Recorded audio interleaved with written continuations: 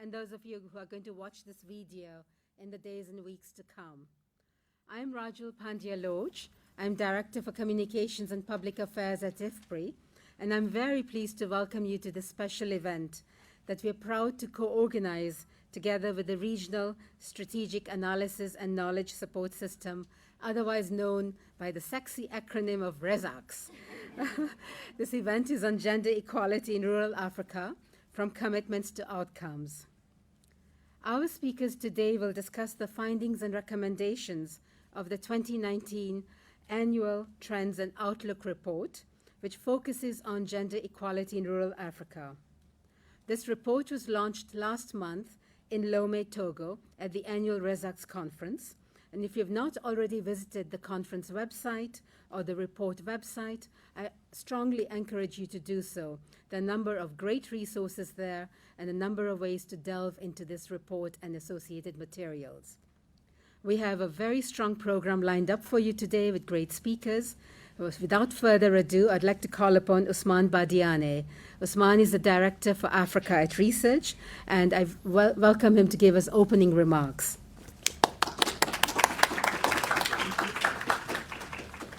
Thank you, Rajul. Good afternoon, and welcome everybody to today's policy seminar focusing on gender equality in rural Africa, from commitments to outcomes. Just a little bit to the background of the reports, which is one of those that are prepared every year by the Regional Strategic Analysis and Knowledge Support Systems, or ReSAKSS, which is a program established by IFPRI 15 years ago in partnership with the African Union, regional economic communities, and other CG centers in Africa to support the ambitions of the African Union to move towards policy based on evidence and data and analysis. So ReSAKSS basically help build capacities for data, for analysis in the countries at the regional level, while also supporting through data and analysis the agenda itself. In particular, peer review, mutual learning, benchmarking, and adoption of best practices. So the ATOR in particular is published annually.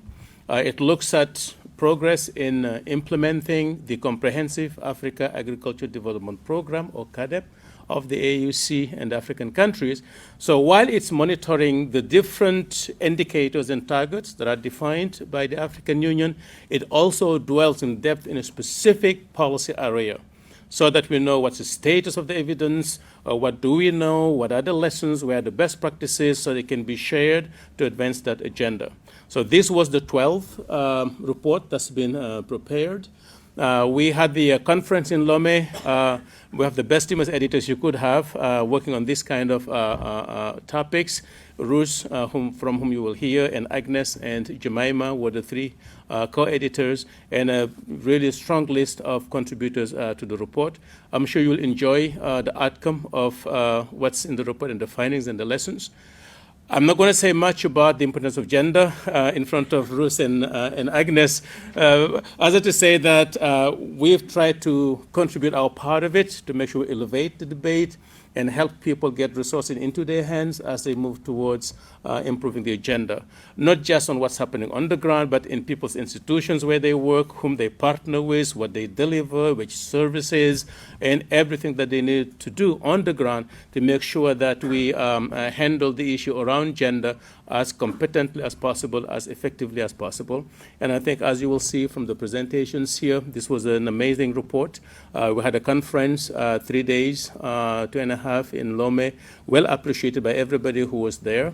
And I think it's going to remain a resource for all of us, from the regional all the way to the continental country, but also our colleagues doing research on gender. Everybody will appreciate it. So again, thanks to Ruth and Agnes and everybody who's here. And thank you to all of you. I'm sure you'll enjoy the discussions here. So thank you. And of course, those who are in the audience joining us online, welcome as well. Thank you.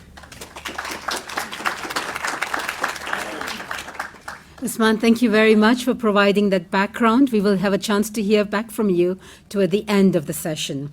So Ousmane mentioned the editors. We are very lucky to have two of them right here to make the presentation, followed by the third editor shortly thereafter. Our first two speakers are Ruth Meinzendijk and Agnes Quisenbing, very well known to all of us. Ruth is a Senior Research Fellow in IFPRI's Environment and Production Technology Division. Agnes is Senior Research Fellow in IFPRI's Poverty, Health and Nutrition Division, and they've been spearheading gender work at IFPRI and around the world. They will make a joint presentation beginning with Ruth. Thank you. Thank you. And thank you to Usman for the invitation to compile this ATOR report, and to all the people, including Emily, who have helped us in putting this together. As a starting point, we've been working on gender issues, especially in Africa, for a very long time. But specifically for this ATOR report, we started by looking back at the Malabo Declaration and the commitments. And what we found is that there was explicit in the declaration and in the commitment to have poverty, that's halve poverty, not have poverty. I always have trouble stating that. So gender and youth and marginalized groups or disadvantaged sectors are mentioned explicitly there, but basically to meet the Malabo commitments, all of them, you need to address gender. So what we did, why, is both men and women are engaged in agriculture in Africa. 62% of the economically active women are in the agricultural sector. But these gender barriers there, including unequal access to resources, gaps in productivity, they not only hurt women, but they limit overall sector growth. So addressing those inequalities increases the opportunities for agricultural transformation as well as poverty reduction. There's lots of topics here, but we used a conceptual framework to kind of link these various topics and chapters. The important thing about this framework is that we acknowledge that every part of this is gendered. That is, starting from the context through to well-being, some things are specific to men, some things specific to women, but a lot of things are joint between them. And in each chapter and each area, we look at that.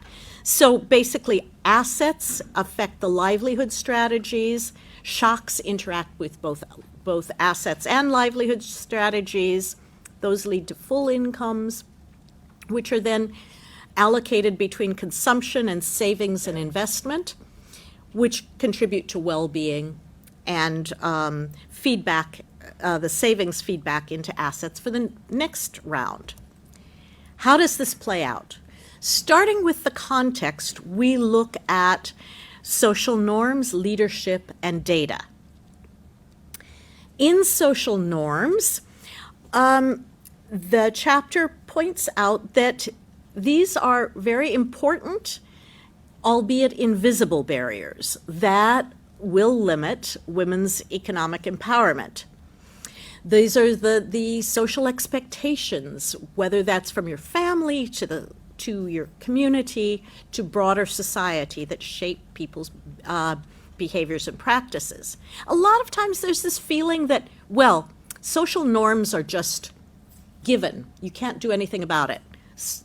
Social norms change all the time, and every development intervention changes them. But shifting social norms can really have an important effect in affecting behavior. However, if you want to change those norms, it takes a deliberate investment of time and resources and sort of in community mobilization. Sometimes that's not easy to scale, but we're seeing effects of this on broader scales now. But it does require understanding what is the existing condition and creating space and engagement. That leads us to leadership. Again, there's a lack of gender parity in the leadership, political leadership, but also in the agricultural sector. And that's despite a lot of evidence that shows that gender diversity in leadership contributes to growth of organizations and of society at large. In particular, there's a leaky pipeline of African agricultural scientists, and especially of women, so we're not seeing that growth in higher positions of decision-making. So, for example, only 24% of the total agricultural researchers were female. Creating that enabling environment requires removing the systemic barriers, as well as collecting examples of that transformative leadership to motivate people to bring in more leaders. And I know many of you here in the audience actually have been involved in how to do that. So the chapter calls for making leaders in both research and policy making accountable for gender equality, and that's men and women leaders accountable. There's a chapter on data that points out that the data on many aspects of rural women and girls' lives is lacking. We need to account for all of women's work. That's the productive and reproductive. And that data is needed to help improve women's productivity and food security. Basically, we need a better understanding in order to address poverty more effectively. Part of the issue is that women's economic and social roles are interdependent and can't be separated. A lot of sex disaggregation of key indicators remains a major challenge. So we have to develop more connections between the data producers and the policymakers. On assets, we focus on land and financial capital. On land, the chapter shows that despite a lot of gender-friendly land reform policies in Africa, women's land rights remain insecure, largely for lack of implementation. We find that population pressure, commercialization, agriculture, commodification, and increasing land values, which are the things that are often associated with good agricultural transformation, are actually eroding women's land rights. There are positive examples of where the government interventions have helped to strengthen women's land rights. This suggests they should be prioritized in those hot spots of rising land values, and complementing this with legal literacy programs to really improve the value of this. I'm going to skip the chapter on financial capital because Jemima will be coming in on that, and just turn briefly to two of the chapters on shocks. There's one on resilience to climate change that presents a framework to show how the capacities, preferences, and needs related to resilience differ between men and women and other types of groups.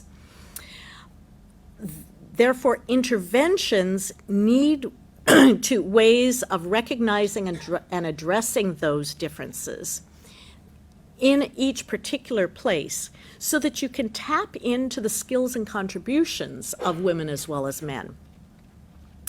That looks at the gender differences in exposure and sensitivity to shocks and stressors, resilience capacities, and the preferences, responses, and well-being outcomes. Once those constraints are identified, you can use that in resilience programming. As an example of resilience programming, social safety nets are growing in importance in Africa, but there's significant evidence gaps. We find strong evidence that these programs can decrease intimate partner violence, increase psychological well-being for women, and economic standing.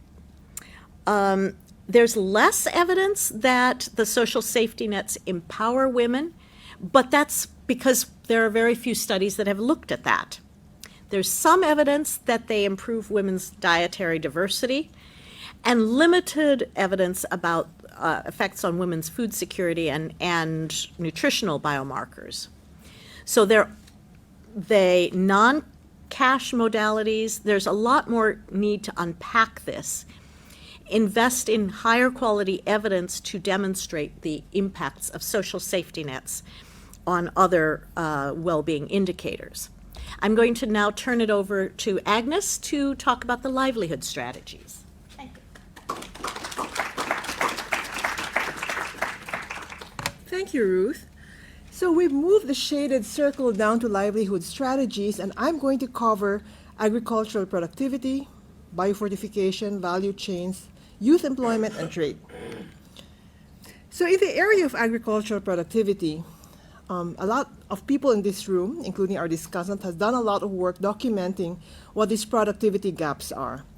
And they're important because they represent a cost to society of which can range from 2.1% to 7.3%. And these gender gaps are important because agriculture is important in sub-Saharan Africa, and women are also very important to the sector. The estimates of these gaps suggest that we really need policy focus on this, and the recommendations from the report shows that improving women's access to labor, especially male labor, improving access to high-value production, and to non-labor inputs are very important.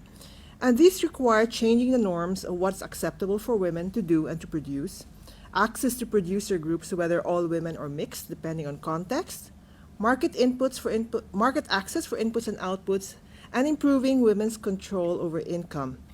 What's interesting is that this focus on agricultural productivity has also helped people recognize women's important contributions to joint household plots. There's a lot more of this in the report. Just read it. I'm going to move on to an area that is very much within IFPRI's mandate, which is biofortification. Here we look at gender differences in adoption of biofortified crops. So gender differences, as we know, affect production, marketing, and consumption decisions for rural households and who eventually gains nutritional and economic benefits from the crop. So this chapter shows that we need gender-sensitive information dissemination, reaching women through appropriate channels, informal social networks, clinic, and radio. The thing is, if there is a gender of division of labor by crop, and if men are responsible for cash crops, the danger is that if biofortified crops become more profitable or more desirable in the market, men may have greater decision-making power about how the crop is used. And this may affect its ultimate nutritional impact. It's just something to take note of. So we need to pay attention to evolving gender dynamics once these crops are introduced, because gender dynamics, by the term itself, are changing. So what might have been a men's or women's crop before could change with the introduction of these new opportunities. One of the areas where gender roles are constantly changing is in the area of value chains. And in this chapter, the authors look at how the focus on value chains has shifted from a narrow focus on women's involvement to addressing the barriers and constraints for different nodes of value chains across sectors and enterprises. And there is a gain to reducing inequality in terms of improving competitiveness and increasing gender equity in economic participation because this will lead to higher economic growth. So the two key approaches that are being proposed are to focus on value chains where women are heavily engaged and to remove barriers for women's participation and benefits from the high value chains where they're excluded. Examples of what work include working with women's groups and cooperatives, public-private partnerships that have gender at its core, and integrated and bundled support services. So there's been a lot of focus on youth. So often when we talk about gender, people say, what about youth? Well, there are young men and young women too. So in this chapter, the authors look at how to enhance livelihood opportunities for rural African youth. And this means addressing the unique barriers faced by young women and young men. young rural women, compared to men, transition into adulthood with fewer resources. They have less education and land, and their family responsibilities may limit their school and paid employment opportunities. The thing is, patterns of economic change may be working against African rural youth. At higher levels of structural and rural transformation, land ownership and current employment are lower. More youth are not in employment, education, or training, and these outcomes are even less favorable among young women. The youth bulge in Africa makes attention to this an important issue. And so interventions to improve youth livelihoods need to consider both the productive and reproductive responsibilities of young women and men. It's very often that youth programming will focus on women's reproductive responsibilities and men's productive responsibilities, whereas they have both. Now, in the area of trade, this case study, which is on Niger, shows that men and women differ in their ability to benefit from trade. So Niger adopted a common tariff to strengthen and accelerate regional integration. And what this study finds is that women are concentrated in a limited number of economic activities, although they're more exposed to regional and international trade. However, simulations show that increasing trade openness through the common external tariff would actually widen employment levels and earnings gaps between men and women, because women's activities tend to be less responsive to opening up than those of men. So men are the ones who benefit from trade openness. And why is this so? It's because there are lots of underlying gender disparities in the economy. So these gender disparities lead to a misallocation of resources in the economy and a loss in economic opportunity for Niger. The estimates here show that their GDP is lower by 17% because of gender inequality. So we see all these gaps actually have economic costs all throughout. When we now turn in the conceptual framework to full incomes, we recognize that earning income but also controlling that income is very important. So even though women entrepreneurs own 1/3 of businesses in Africa, they are concentrated in the low return and informal sector. And their control of agricultural income is far below their contribution because of smaller plot size, limited markets, and unpaid labor. And so this has implications for all sorts of economic and non-economic outcomes. Women are more likely to control income from traditional food crops, small livestock, small revenue streams, local markets, and they have lower control of income from high revenue commodities. So promising interventions would address household and community relations and gender norms, improve value chain contracts with women, commercial agriculture hiring women, and new payment methods enhancing women's control. Finally, this all leads to well-being. And we look at two well-being outcomes. One is nutrition and the role of men, and the other one is women's empowerment. So this case study focuses on Malawi, and it shows that nutrition policies can improve gender equality and malnutrition outcomes simultaneously. It's often forgotten that men have an important supportive role to play in maternal and child nutrition. The baby did not appear out of the blue. It was not a clone. Most babies are not clones. And men's role in nutrition can foster cooperation between men and women. But programming around nutrition often focuses on women without involving men. Now, as custodians of culture, traditional leaders can positively influence gender equality and nutrition outcomes, and therefore policymakers need to work with gender experts to strengthen the integration of gender across all levels of policy. The chapter on empowerment, the case study on empowerment, uses the Women's Empowerment in Agriculture Index in the 7 countries in Africa for which we have data. And the main sources of this empowerment are access to and decisions on credit, control over the use of income, and excessive workload, which is very important in Africa where women are very involved in production. And the top sources of this empowerment point to the important role of women as agriculture producers and the inter-household tensions regarding the control of income to which women contribute as income earners. So finally, what do we conclude from this report? One is that the gender gaps in assets, livelihood strategies, and control of income impose costs on individuals, households, communities, and nations. And the conceptual framework that we presented shows the connections among these elements for interventions. It reinforces the effect of changes in social norms and women's control over land and resources, to financial inclusion, to increasing the value of women's agriculture production, consumption, investment patterns, and women's empowerment. Women's assets contribute to resilience, insurance, and social protection affect livelihood strategies, and structural transformation of the economy could have a negative effect on women's land rights and young women's employment if we don't pay attention. One thing we must emphasize is that gender is not the same as women. Gender means women and men and others. And so we need to recognize jointness, engage men to change social norms, to improve outcomes for all. Finally, I think a main message of this report is that structures have to change to achieve gender equality. We don't need to fix women, we need to build systems that work for them. Thank you very much, and I hope you read the report.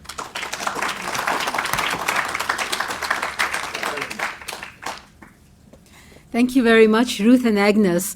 That was amazing. In about 20 minutes, they gave us a tour de force, tour de table of a very number of chapters in this report.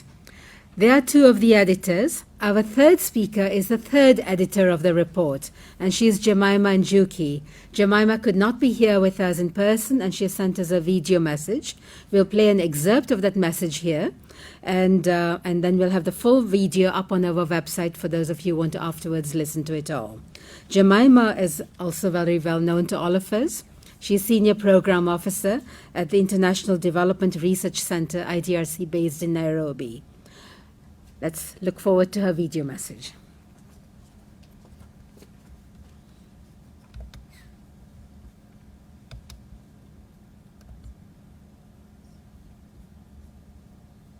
Good afternoon, everyone, and thank you so much for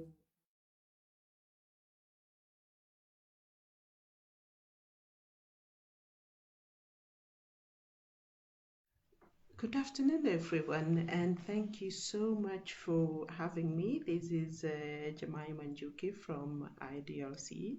I will be presenting today the chapter on gender transformative financial inclusion. And really what we tried to do with this chapter is to go beyond access to finance for women to making sure that financial inclusion is gender transformative and what that takes.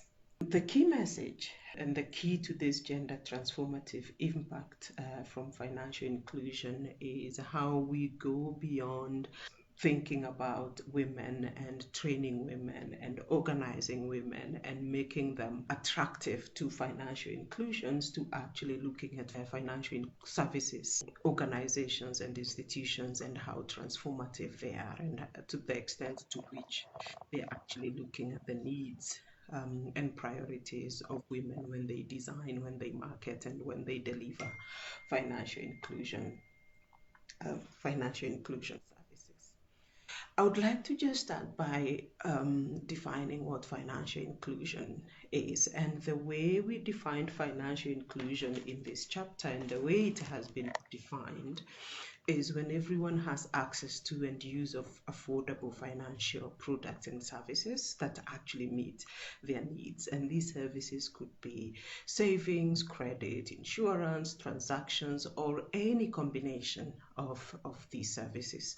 But for women, even more importantly, is that they do have the resources, the income to engage in these services. And we know women's financial inclusion is important for agriculture and for small and medium enterprises.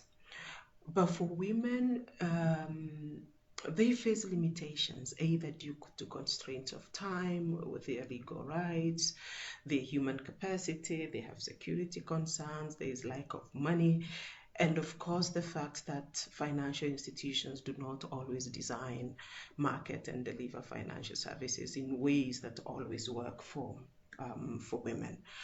I don't need to belabor the point of why financial inclusion is so critical for women. As Sarah, who is in this session has written before, meaningful financial inclusion can reduce gender inequality. We have seen from evidence that women with access to bank accounts or other saving mechanisms have more control over their earnings, and sometimes it even extends to issues beyond how they invest their money, to actually having more choice about how they use their time. So one of the key challenges that we face is that although the ownership of both formal accounts and mobile accounts is increasing, there has been a persistent 7% gender gap in account ownership. So with the 2018 Findex data, what we find is that 72% of men have an account, while 65% of women have an account. So that is global data, irrespective of where these women are, whether they're in employment, whether they're in entrepreneurship, whether they're smallholder farmers, traders, processors, etc. Now, the bigger gap arises when you then disaggregate these women. Now, the 65% account ownership that I talked about is overall for women. Now, if you look at women smallholder farmers, that number is much, much lower. 6 to 19% across a number of countries that we commissioned some research on. If you see a country like Kenya, less than 20% of smallholder women farmers have a bank account. Other countries below 10%. If you look at Cote d'Ivoire, Rwanda, Tanzania, Uganda, Zambia, all lower than 10% of women smallholder farmers that have a bank account. Entrepreneurs faring much better, but still around the 30%. The 30% number in terms of access to bank accounts for women entrepreneurs. So we commissioned some studies last year to really look at what are some of the gender-related constraints to financing. And because of this objective of making financial inclusion more gender transformative, we looked at both the demand side and the supply side. So basically looking at the constraints that women themselves face because of their situations and some of the gender barriers they face, but also on the supply side, what then happens when they go to a financial service provider and what's happening there. So on the demand side, we can see it's some of the usual constraints that we know: limited time and mobility because of women's care work, lack of assets to use as collateral. In some countries, no formal identification. For some of the fintech solutions, lower access to cell phones, limited financial and legal literacy, etc. But when you also look at the supply side, we see a lot of inappropriate product and service offerings. And sometimes because of it could be because of the nature of women's businesses, or for smallholder farmers, the nature of the crops that they're growing, that the products and services provided do not actually meet their needs. Sometimes it's gender blind marketing, financial service providers, be they banks or microfinance institutions, targeting men in households for marketing either loan products, insurance products. Sometimes it's inappropriate distribution channels that are not taking into account where women are. The whole point of this is to make financial inclusion for women more gender transformative, and not just focus on the women themselves and what women should do and what men should do, but how financial institutions themselves can be more transformative, can better meet the needs of men and especially of women, and how those financial services can have a transformative impact on women. So we define gender transformative financial inclusion as a way of doing financial inclusion that's directed towards creating gender equal financial systems that enable all entrepreneurs, regardless of gender, to overcome both their supply and demand side constraints and improve their livelihoods on equal terms. So the idea is this is much more political than mainstreaming approaches. It goes beyond pinking, what I would call pinking of already existing products or services to say, oh, we have a counter there for women, but the services being provided there, the products being provided there are still not developed with women.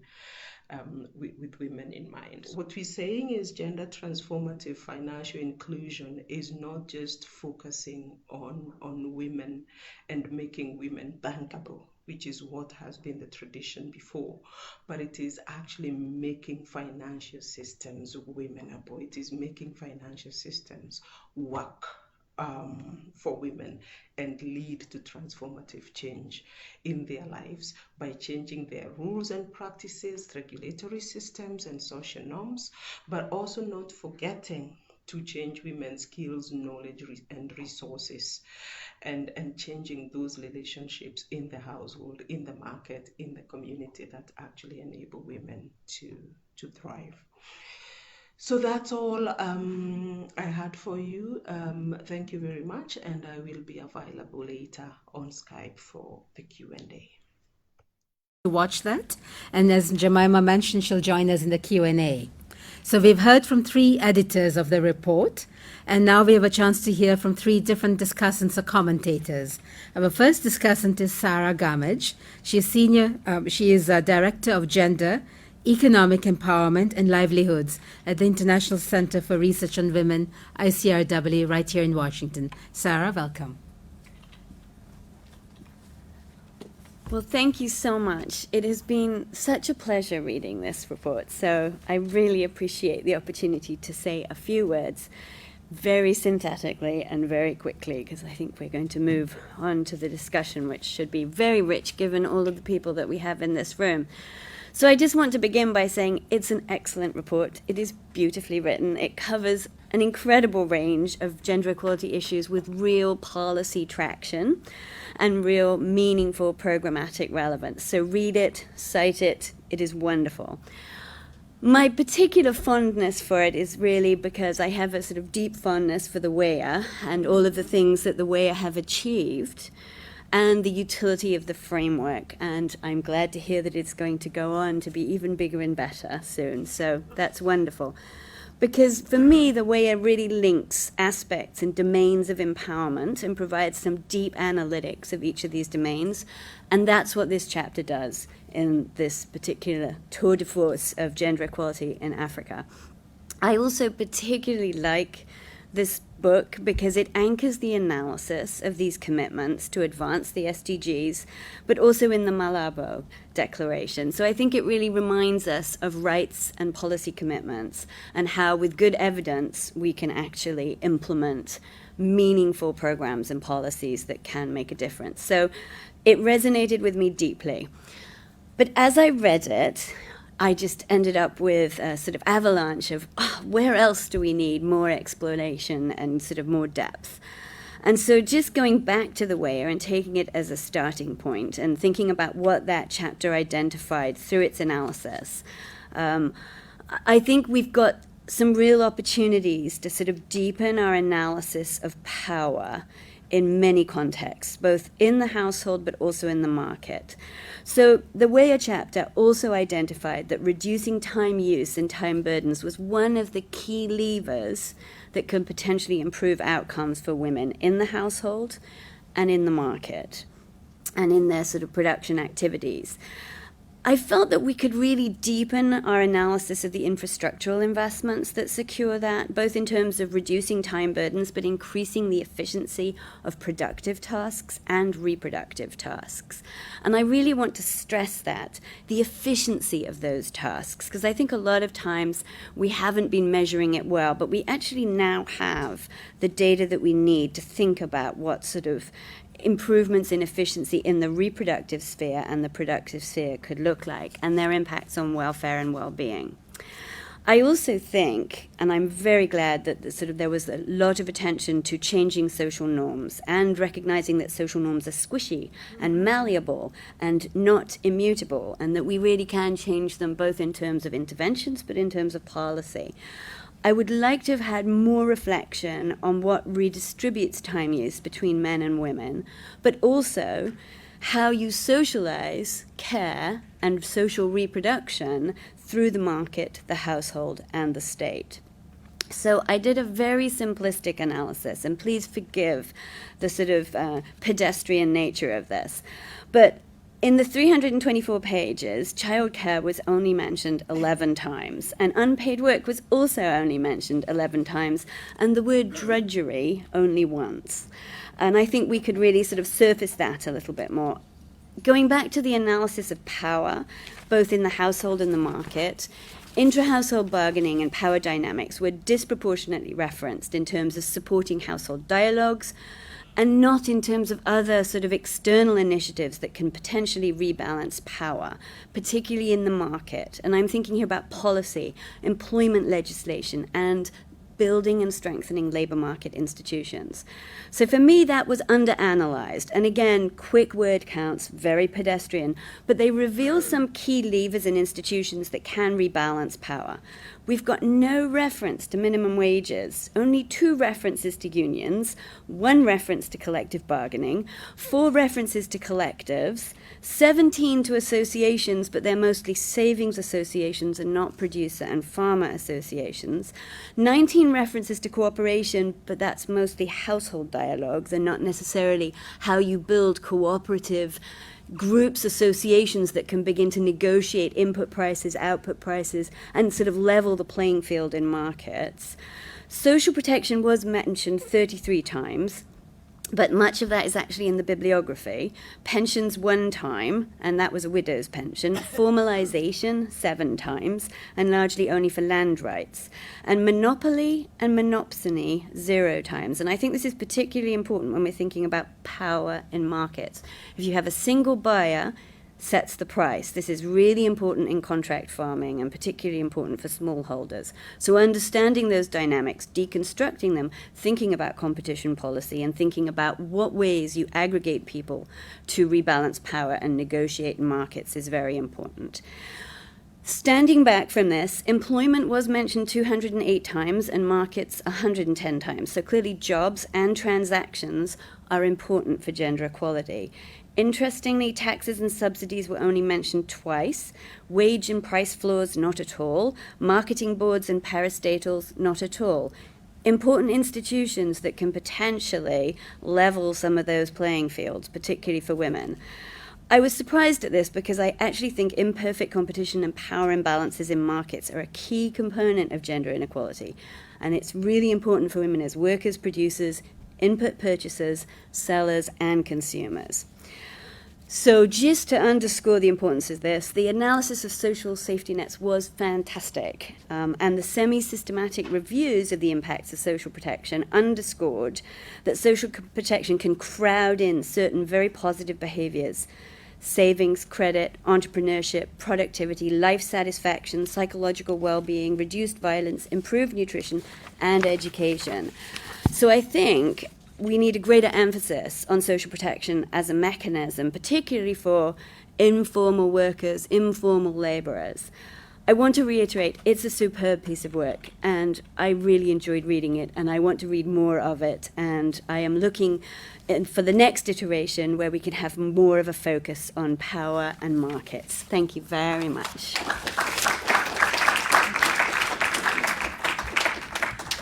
Sarah, thank you so much for that very careful review. Usman, I think we're looking at volume 2. coming up. And I'm sure the editors have taken note of some of the missing words and so forth. Thank you very much. Our second discussant is Michael O'Sullivan. Michael is Senior Economist at the World Bank Group. All right, thank you very much. Very excited to be here to talk about this great report. I will be taking a slightly different tack from Sarah's remarks in that I'll be sort of giving some high-level thoughts on this great report and then talking about how we, the Africa Gender Innovation Lab and the World Bank more broadly, are trying to contribute to this agenda. So I think, the points that I would like to make about the report really, again, echo the remarks that Sarah gave initially, in that this is a great, not just synthesis of the available sort of frontier evidence, but it also adds a lot more rich knowledge and data to our understanding. It was, incredible. I encourage you all to read this report because I was learning a lot of things and sort of making notes on the margins as I was reading. And I also really appreciate the policy, sort of the primacy of place given to policy here. The linking to the Malabo Declaration and the fact that, this is a report that will be useful not just for researchers, but also for the policy and program crowd. And of course, the GAP framework and helping us think through things like complementarities and the like that I think are really useful going forward. So. We as a team, what is this World Bank Gender Innovation Lab? Some of you might be familiar with the work, and we've been working with colleagues here at IFPRI for a number of years. We're trying to figure out what works and what does not to promote gender equality in sub-Saharan Africa and then use that to shape policy. So we do that through identifying constraints, synthesis reports, rigorous impact evaluations, and the like. But we also trying to sort of feed into the World Bank Group's gender strategy, primarily in the realms of economic opportunities and voice and agency. So our evidence, we're really trying to get this used by World Bank operations and others. So I'd like to talk a little bit about some of the work that we're doing that tries to address kind of the key themes that are coming up again and again in this report. Of course, first being around social norms. So we're actually partnering with a World Bank regional program, the Sahel Women's Empowerment and Demographic Dividend Project, in a number of countries to identify ways to not just improve and strengthen the livelihoods of young adolescent women, but also change social norms that might serve as barriers. So we're partnering with IRC and the government of Cote d'Ivoire on an intervention that actually tries to engage men and boys. So it's in a randomized control trial setup, we're going to be testing the effects of bringing religious and community leaders into the discussion to break down some of those barriers. They're also setting up these future husband schools that are going to be parallel safe spaces for boys to talk about not only sexual and reproductive health issues, but also trying to break down and dismantle some of these gender norms and stereotypes. So stay tuned for the results coming out next year on this study. And then on land, our team has been working for a number of years with a number of projects, including outside of the World Bank, to identify ways to improve women's access to and control over land resources. So for example, in Uganda, we've been working with the government on a randomized control trial to test different packages, different instruments to promote joint land titling. And so in this setting, we found that providing information in the form of a short educational video clip can boost joint land titling by about 25% relative to a benchmark sort of gender-blind intervention, if you will. And that by imposing conditions and sort of making this a conditional subsidy on the condition that both spouses appear on the document, you can increase a jointness by about 50% without diminishing overall demand for titles, which suggests that there is appetite and willingness. Of course, context is everything, and this is a part of Uganda where women tend to have stronger property rights, but I think that this holds promise for other types of interventions. So addressing the financial inclusion gap. This is an area where we've grappled with for years.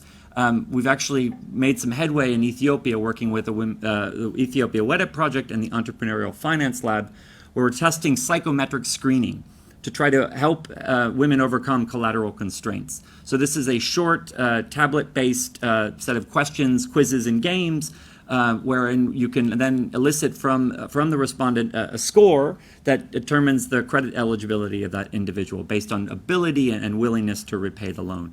And from the pilot exercise, we've really had great success. We've had 99% repayment based on the individuals who actually met the threshold criteria. And so we're going to be taking these results and actually testing them with an RCT as well. And so finally, I want to highlight some great work we've been doing with Kate Ambler here at IFPRI, as well as Kelly Jones at American University, to try to look for ways to bring more women into agricultural value chains. In this context, we're talking about sugarcane farming in eastern Uganda, where men tend to control not just mostly production, but primarily the market-facing activities and the receipt of the profits from those activities. So we tested in this RCT setup a workshop intervention that tries to promote dialogue, cooperation within the household, as well as a market-based intervention that encourages husbands to transfer or register a new block of sugarcane in the name of the wife.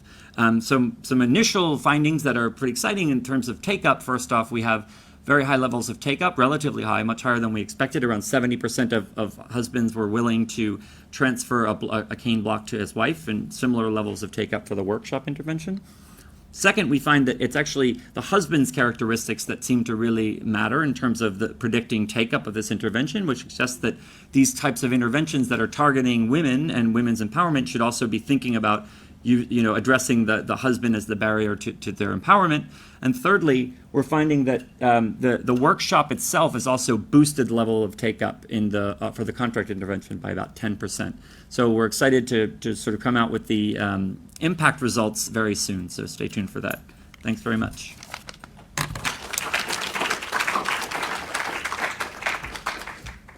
Michael, thank you very much for that. I'm really hoping that this report will contribute to the bank's gender strategy. Yeah, super. Our third and last discussant is Meredith Sue. Meredith is Division Chief at the Bureau for Food Security at the United States Agency for International Development, USAID, right here in town. Meredith, we look forward to your remarks. Good afternoon, everyone. I think all of our three panel remarks are a little bit different, but we all have the same message. You need to read this report. So I think you probably have heard that by now, but it is an excellent report. And I think really, as we see, like with what Michael was presenting, there's lots of new things going on. And this, it really encapsulates it by whatever topic you want to look at, except for the ones that Sarah raised. That, there's gender and then the latest evidence in the data, which is really great. I'd also like to thank IFPRI for organizing this event today. And also the ReSAKSS program, and for choosing this topic for this year. I think it's very timely and very important. The theme really aligns well with what USAID is doing, and indeed the whole U.S. government, on women's empowerment and gender equality. And it builds on two important commitments that the U.S. government made this year. The first was in January. Congress passed and the President signed the Women's Entrepreneurship and Economic Empowerment Act. The WEEE Act aims to expand gender equality and women's entrepreneurship in developing countries, including improving access to finance, ownership of assets, and allocation of resources. This was followed in February with the establishment of the Women's Global Development and Prosperity Initiative, the WGDP. It was the first whole-of-government effort of the U.S. government to advance global women's empowerment. It's seeking to reach 50 million women in developing countries by 2025 through U.S. government activities, private-public partnerships, and a new innovative fund. The WGDP focuses on three pillars, which are advancing workforce development for women to secure jobs, promoting women's entrepreneurship and access to capital, and removing legal, regulatory, and cultural barriers that constrain women from being able to fully and freely participate in the economy. Of course, this builds on our long-term commitment to gender equality and female empowerment, which are absolutely essential for meeting CAADP's commitments, the aspirations of all Africans, and furthering each country's journey to self-reliance. In Feed the Future, which is 10 years old now, We've emphasized gender since the beginning, and with our partners have achieved some important results, including 2.6 million more women with access to credit, over $630 million in loans unlocked for women and their businesses, and 3.3 million more women with more reasonable workloads. The WIA has already been mentioned, which has been a big part of our program also. But we're not going to be able to reach all of these transformative goals that we all share if we don't have the data to measure our progress and evidence to promote it, which is really provided very well in this report. I had the very good fortune to participate in the ReSAKSS annual meeting in Lomé this past November, where the authors presented the chapters followed by in-depth discussion over the course of 2 days. I had a few highlights that I wrote down to share with you, and I can see I was a very good student because they follow very closely with the messages that were here, so I won't take too long. You know, I just noticed following with Jemima that this digital divide is real and must be addressed. In the chapter on land tenure in Africa, the recommendation that's important to really focus on these areas with the high and increasing land values. And also the message that came out in several different ways about the transformation and the need to fix the systems instead of trying to fix women. And I heard that over and over, and we heard it again today. And I think that really gives us things to think about. What does that mean, and how do we start to program for that? The chapter on the women's control over income talks about the need for women to be remunerated for their labor. And 3 weeks ago, USAID held our worldwide gender conference, which brought our gender advisors from our missions around the world together. And one of our senior leaders at that conference said, women's time is an undervalued commodity. So it's really highlighting that for everyone in the agency of how are we addressing this, making point that we need to ensure that what we're programming is helping to decrease and not increase the time women spend in unpaid activities, such as waiting in line for a service. I think that could be applied to these financial